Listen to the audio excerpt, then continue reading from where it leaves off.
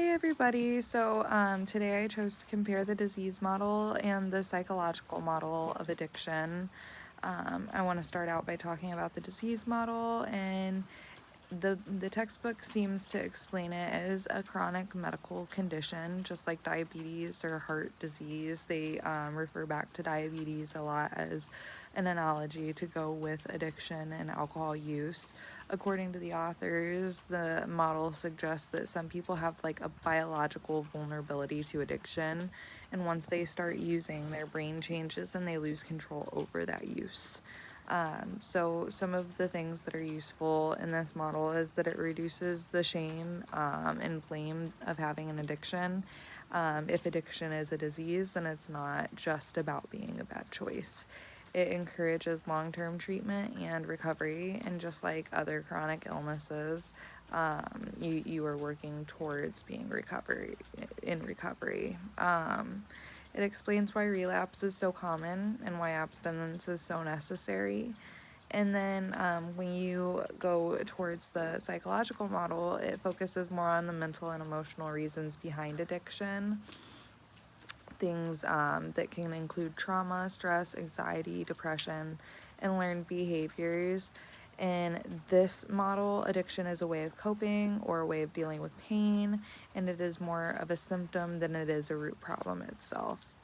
Some of the useful things is that it looks at the whole person and not just the substance use, and it opens the door to therapy and emotional healing for that person. And it helps us understand why some people recover without medical treatment because they've worked through emotional issues that are behind their addiction. So these two models can clash in a few big ways. The disease model says addiction is something that you have for life, even if you stop using. The psychological model suggests that addiction is something that you can overcome by addressing the root problems and that it is not permanent. The disease model often leads to an abstinence-only treatment, while the psychological model can support different levels of use and harm reduction strategies. So one model says you're sick and you always will be, while the other says this is something that you can heal from. I think that both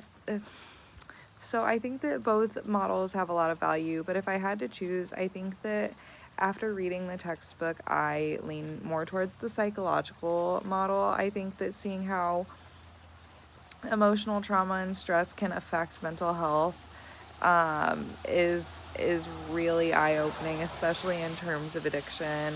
With that being said, I don't think that we should throw out that the disease model isn't something that is really beneficial, and I think that it could be really helpful for some people.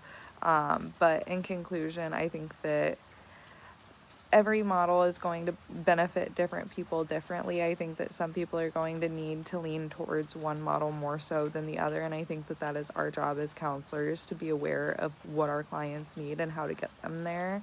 I think that sometimes the best approach might be integrating multiple approaches, and that's my conversation on the models of addiction.